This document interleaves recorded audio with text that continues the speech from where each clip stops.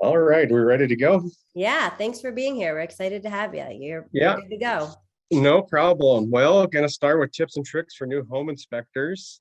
I had a little help. I did most of it myself, but I did venture into Facebook, which can be a dangerous place. If all you home inspectors know what it's like there, it can be helpful, but it can be brutal at the same time because sometimes the guys there aren't the easiest on new inspectors. So we kind of put some things together just to try to help out some new guys.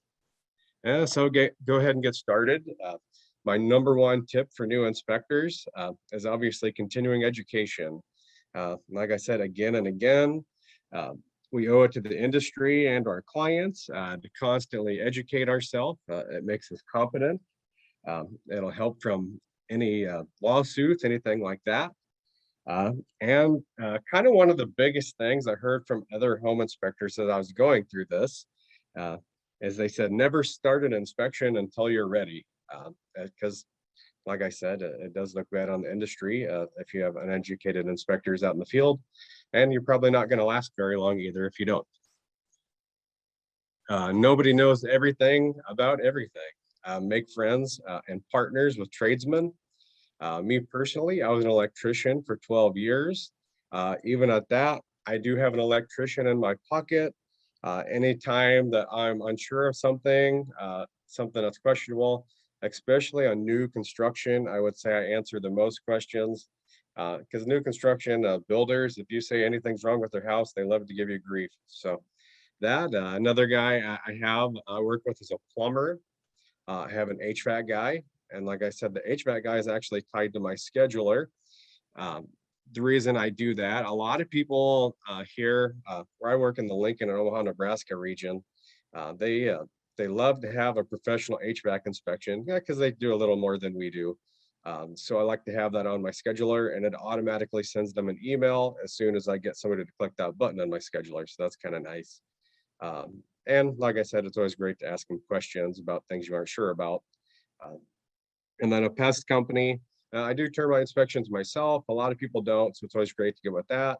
Even at that, I do them myself, but it's always great. I mean, if you're in question, if it's carpenter ants, termites, just normal wood rot, sometimes it's best to make a friend with them. And you guys can bounce off ideas from each other just to make sure you do know what you're talking about. Exterior contractor. The reason I put down exterior contractor, I do prefer somebody that does everything on the exterior. A lot of people just get a roofer, a siding contractor, a window contractor. I try to get it all because a lot of times the roofer likes to blame it on the window guy, or the window guy blames it on the siding guy if something wasn't flashed right. So if you do an exterior contractor, they do everything. And plus, I just have one guy I can ask questions to. Radon mitigation is another thing we do, but it's always, if you don't, it's nice to get with somebody because if you don't know the rules, you can always ask them. Foundation company, obviously, that's probably one of the biggest things. And then a builder. It's always good to make friends with builders because they keep on stuff kind of like home inspectors do. But if you do a lot of new construction, obviously, it's nice to make friends with them. Sometimes they aren't happy with us when we say stuff is wrong with their new construction house, but at least they don't get too mad at you if they do find out you're competent. Hey, Travis, just a quick question. Alden Reed was curious, how long have you been inspecting? I've worked for myself for 5 years. I started my company, I did it about part-time in 2015, 2016. I guess my background, I said I was an electrician. I was an electrician for 12 years. I graduated electrical college about 19 years ago. In high school, I worked for a plumbing company. My dad was kind of a small town do-it-yourself guy. So he pretty much did everything under the sun, from roofing, foundation, build decks. We shingled, siding, everything. So, but then after that, I've had multiple knee surgeries. So that's kind of why I'm not in the trades anymore. And then I started doing inspecting, working for the housing authority. So I did a little government stuff. And then obviously they knew I do inspections for some of the stuff I did. It wasn't exactly a home inspection, but I had some realtor friends and they were like, you can do a home inspection, can't you? So that's maybe how a lot of us got in the business, but that's kind of how it started. And from there, I just started doing them part-time.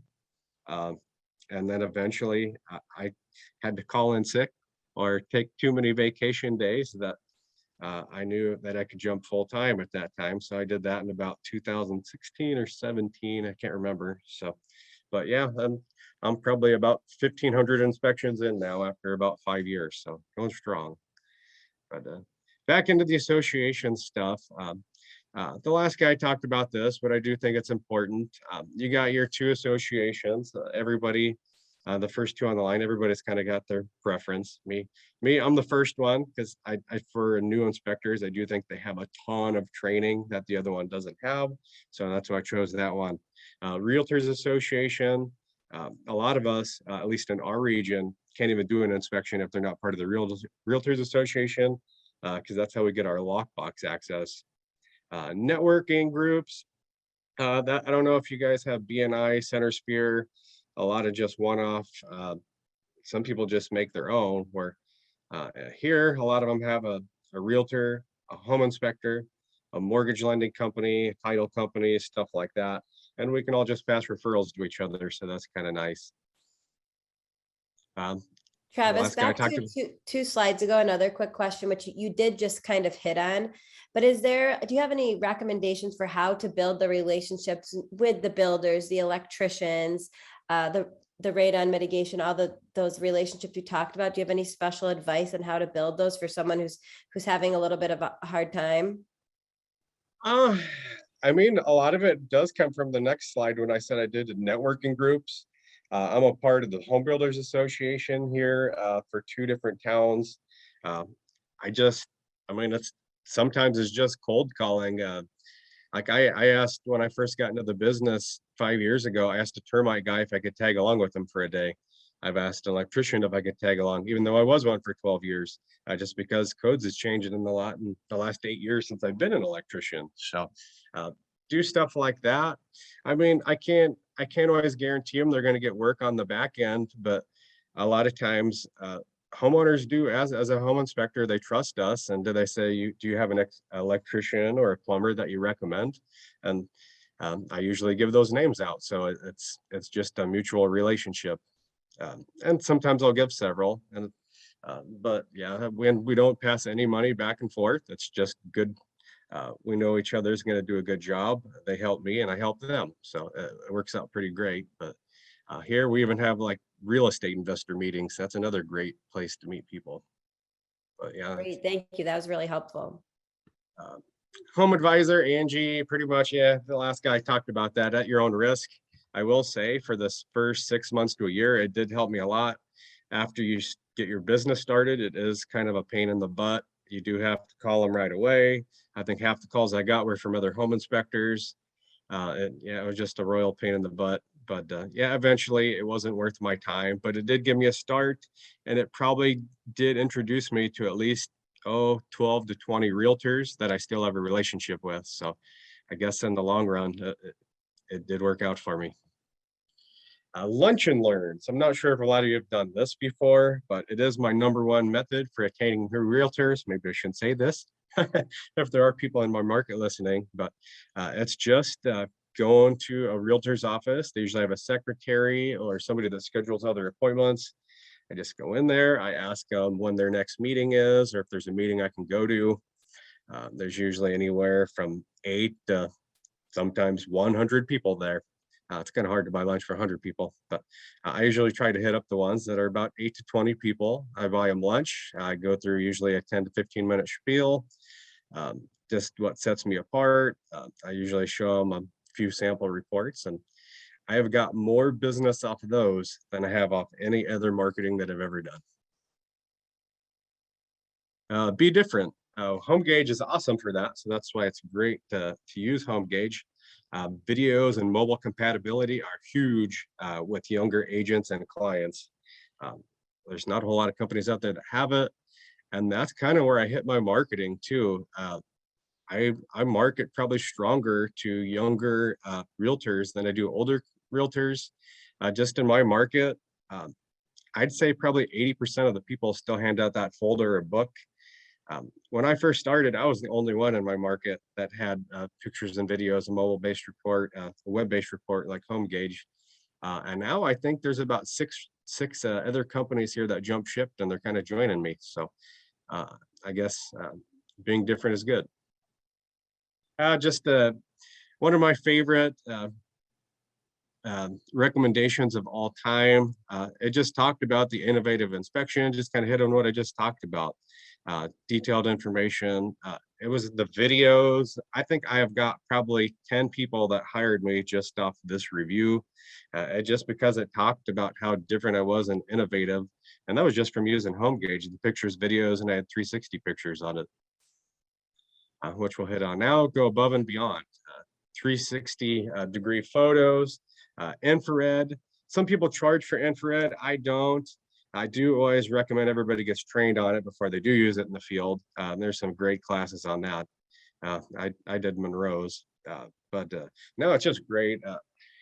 I tried to do it at first, but now it's just more of a bonus. If I find a leak, I usually show pictures of a furnace, registers, stuff like that. And I'm gonna just something catchy. And I think I've caught like 3 toilets with hot water going to them with it too, where without that, you probably won't even see it. So it's just an extra that we do to go above and beyond. Drone, once again, I get the proper license, but that's great. I've actually got a few inspection just because I do the drone, and other people said they couldn't go on a roof. And then warranties, that's actually something I'm trying out now, and it's had great feedback. So some people believe in them, some don't, but I'm going to give it a shot, and I can probably give you more feedback on that later. There's just an example of a 360 photo. Obviously, I can't use a 360 here on a slide, but people love them. I usually put a section in my report that's called just room views, or sometimes on one template, I think I have it's at the very end of the report. It just like a walkthrough, and I take a picture of every single room. It's a great visual, and I think it's actually great for insurance reasons for us, because it really does show what the property was at the time of inspection. A couple infrared pictures, like I said, get trained, but there's one obviously on the right that caught something good. In-floor heat on the left. Here's one, the picture on the left, where I talked about a drone. I got probably 2 realtors off this here, probably just last winter, because there's a lot of home inspectors. They see snow on the roof, they won't even touch it. Me, I get my drone out, I zoom around. They were impressed by that because I just didn't do it like some people would. And I just got jobs from that just by going above and beyond. Obviously the right one, that was another one. This was a 2-story home. I think it would have probably took a 30-foot ladder to get on the top of this home. A lot of inspectors don't carry that big a ladder. And it probably would have had to walk a block away to see that it was vented wrong, but that's just another useful thing for a drone. Reviews, last guy talked about reviews. This is probably the single most thing I did get organic leads. As I started just off a whim, I noticed on a Facebook group, people were mentioning blip reviews. I tried it out, it's incorporated into my scheduler, and I think I have quadrupled my reviews, and I've probably at least quadrupled my organic leads from that. Ever since I started getting a lot of reviews, man, I'm really starting to get a lot more leads. Now that was just one. I think that was my very first blip review. Common mistakes to avoid and a few tips courtesy of fellow home inspectors. So this is from the Facebook jungle. Make sure the toilet works before using it. I guess that's common sense. I'd probably also recommend, if you do, always bring toilet paper with you.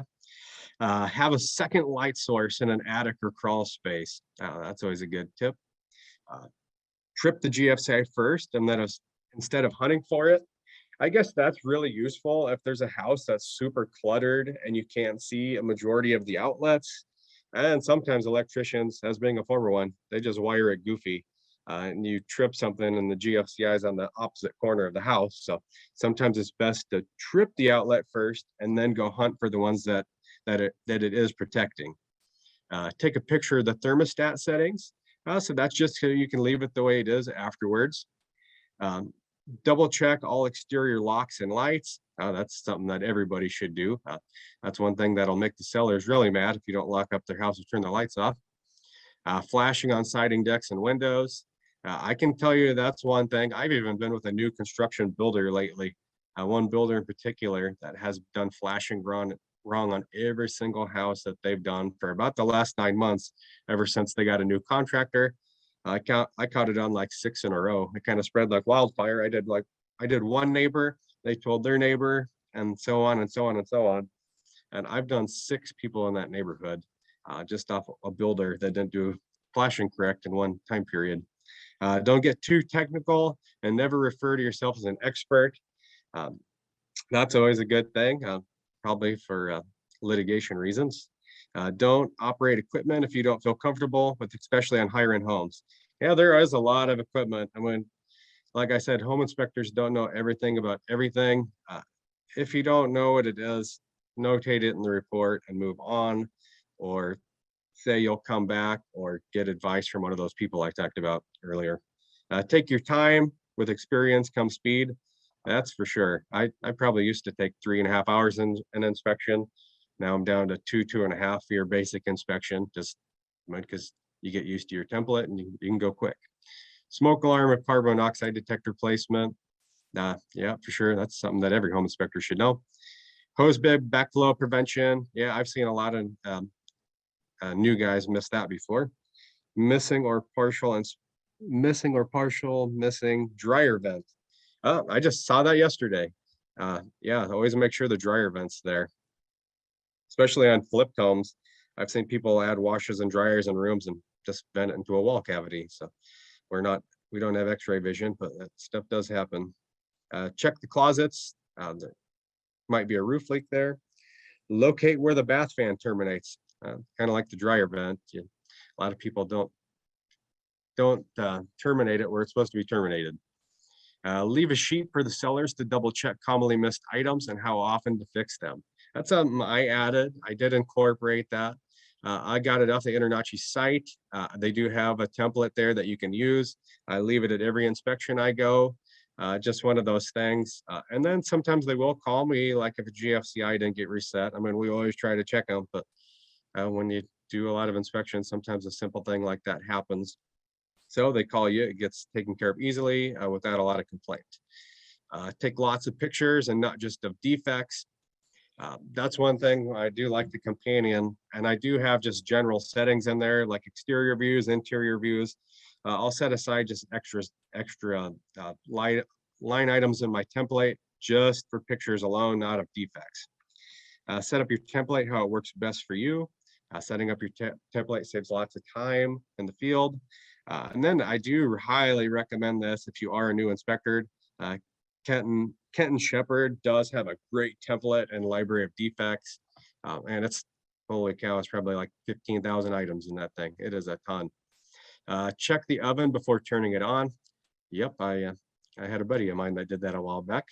If a breaker or water is off, leave it off, get permission to turn it on. Walk the exterior and crawl space from different directions. We commonly miss the defect when we only walk on the back side of the direction we walk. So yeah, that's a real common thing. I learned that tip. I think it may have been a presenter here in the last couple of years. I do walk one way around and then I double back and go the other way. And sure enough, I have seen a few things that I missed only going in one direction. Sometimes it's best to cut your losses, avoid troublesome clients and real estate agents. Most definitely. Signed agreement, no inspection. No signed agreement, no inspection. Yeah, for sure. Always document what you couldn't do and why. That's very important. And then ISN does integrate with HomeGauge, the dashboard for self-employed inspectors. It does have a few things. HomeGauge is getting better all the time, but yeah, ISN is a hair more customizable at this time. And that's the reason like I said, it schedules my HVAC guy for me.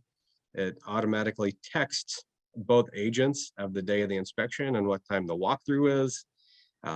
If you do a third-party termite, it can text those guys at that time. So it does a whole lot of work that I don't have to do. Final one, always act and talk to your clients like you're being watched on camera. I'm sure you all know what that guy is. So yeah, don't be that guy. Kind of in closing, humility and a positive attitude are important for good relationships. Answer the phone professionally, dress professionally, and be on time. Adding a little humor can break the ice and the deal killer stigma. Besides that innovative review, probably my favorite one of all time was on a rainy day. Somebody left me a review of he was even he even had a positive attitude and a little humor on a rainy day. That was great. That was one of those that actually made me feel good reading that. So at the end, why is a home inspection important? Because while you probably missed the missing tooth, we find the missing eyebrow. And that is the end. That makes me laugh. We do have a couple questions for you. So Robert is curious, what program or software do you use for your 360 photos? I use the Rico.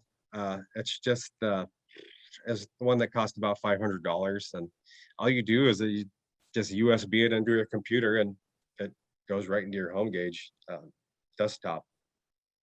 I download it from my computer to the desktop, or actually, if you have a phone, you can upload it to Google Photos and then ship it over to HomeGauge too. But I think there was a really good presentation on that in the spring. I highly recommend rewatching that one. On HomeGauge Together, right? From our Yes, spring conference? yes, that guy, yes, I it was a remember whole that. 20-minute presentation on that. It was fantastic. Oh, good. Glad to hear that. Okay, Rochelle is curious, how do we find that template or comment library from Kenton Shepherd? Oh, I think it's called the InterNACHI Library of Defects. I think if you type in Kenton Shepherd on Google, it'll probably send you right to it, or Kenton Shepherd Library of Defects. And he has it for just made for just HomeGauge. So, and it's quite intensive. It is fantastic. It's got so many of them in there that I even had to delete a few of them because it took too long to read through them.